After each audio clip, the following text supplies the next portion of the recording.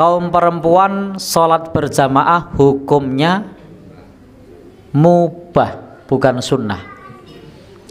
Mubah itu boleh. Jadi perempuan sholat berjamaah tidak wajib, tidak sunnah. Tapi apa? Mubah. Mubah itu boleh. Tapi beda dengan laki-laki tadi. Kalau laki-laki berjamaah hukumnya sunnah muakkadah menurut ulama mazhab Syafi'i atau wajib menurut ulama mazhab Hambali. Nah, maka bagi kaum perempuan itu dia boleh hadir ke masjid kalau syaratnya terpenuhi. Apa syaratnya? Pertama, wajib diizinkan oleh suami. Kalau belum punya suami, diizinkan oleh walinya. Nah, diizinkan oleh walinya. Jadi kalau suaminya mengizinkan, maka dia boleh hadir berjamaah. Atau walinya mengizinkan. Tapi kalau suaminya atau walinya tidak mengizinkan, maka lebih utama di rumah. Oboten. Karena seorang istri pahalanya lebih besar taat kepada suami. Ya, kebalik beribun. Suaminya di rumah. Kok mah wale? Baik. Jadi kenapa? Karena bisa jadi suami punya pertimbangan kenapa istrinya tidak boleh berjamaah. Wis rasah mangkat, anake lagi rewel. Nah, berarti lebih utama ngurus anak yang rewel atau hadir ke masjid bagi ibu ini? Lebih utama ngurus anak yang rewel. Ojo diwalik, Pak aku arep jamaah anak rewel urusen. Nah, oke, kok kewalik? Nah, baik. Jadi intinya bahwa perempuan itu hadir di masjid hukumnya apa? Mubah. Mubah itu boleh, itu pun jika diizinkan suaminya. Nah, maka suami ketika tidak mengizinkan itu tidak berdosa. Nah, karena memang itu adalah hak suami.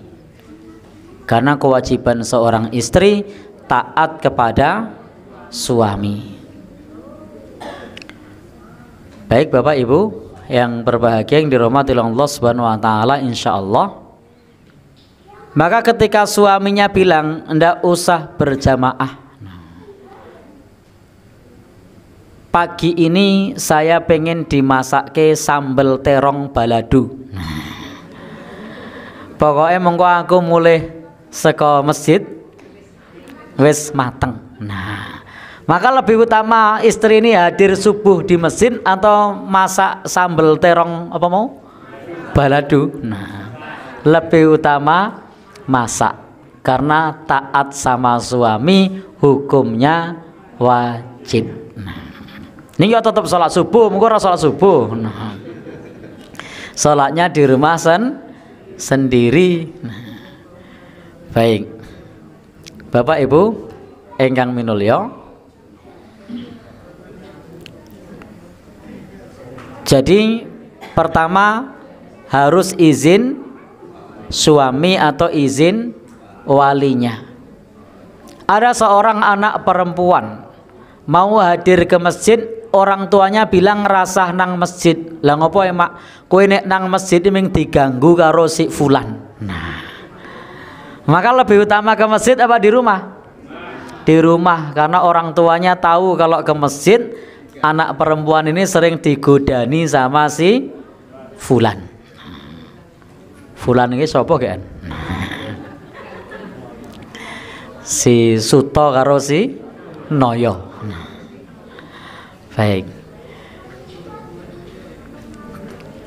Yang kedua, jadi satu harus izin wali atau izin suami. Yang kedua harus aman dari fitnah. Aman dari fitnah. Jadi kalau ke masjid aman dari fitnah. Fitnah di sini maksudnya apa? Gangguan, godaan. Jadi kalau perempuan hadir ke masjid, kok pas ke masjid itu tiba-tiba ada bapak-bapak bilang si sweet begitu. Nah, maka itu berarti tidak aman dari fitnah, tidak aman dari gangguan. Pripun? Oh nggih, sepuh mboten nggih. Maka catatannya harus aman dari gangguan.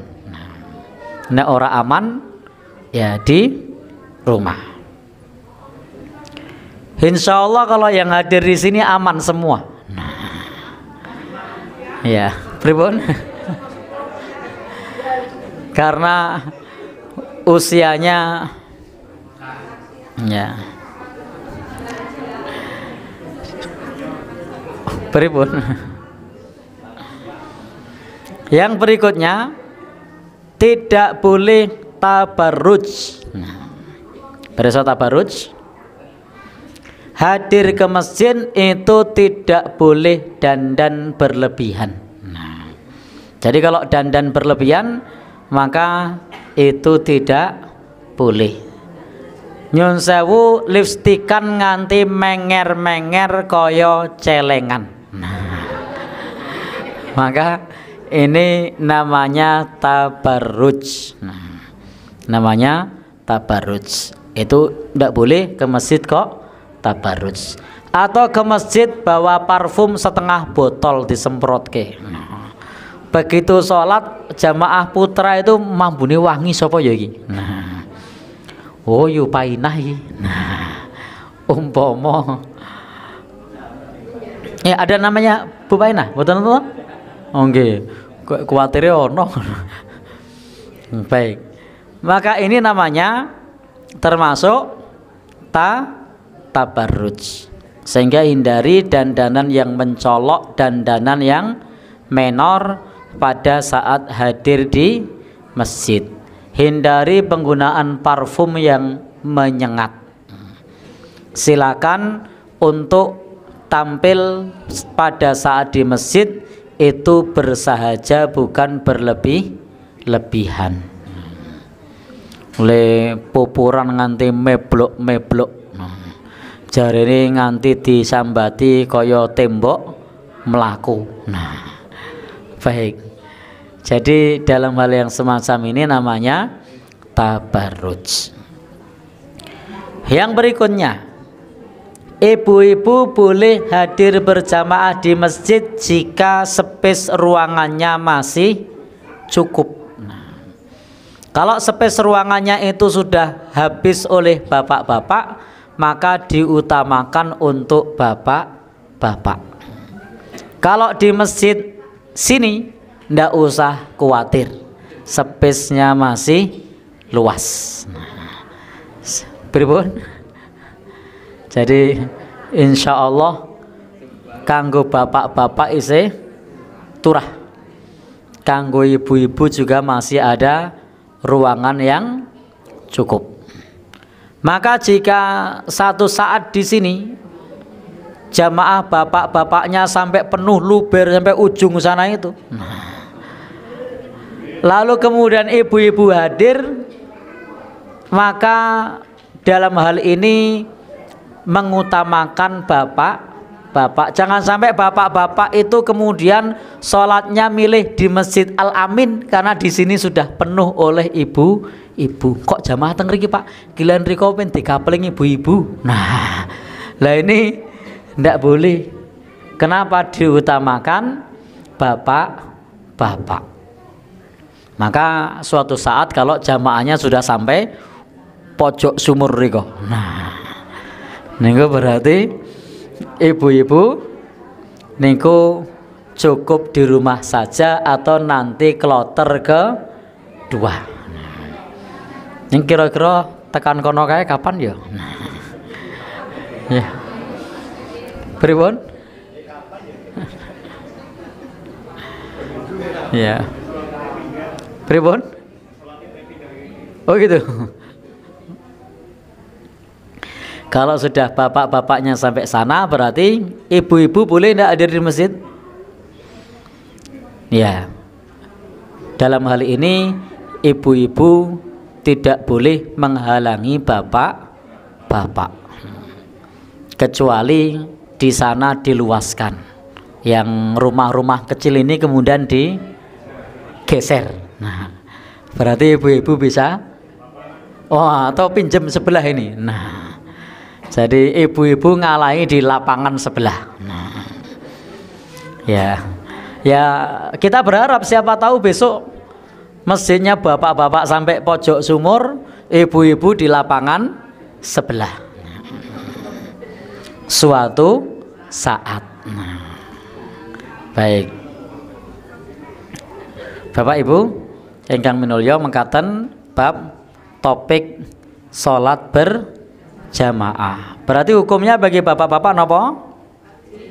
Ya, sunnah muakkadah atau wajib. Kira-kira untuk bapak-bapak di sini cocoknya yang mana? Sunnah muakkadah apa wajib?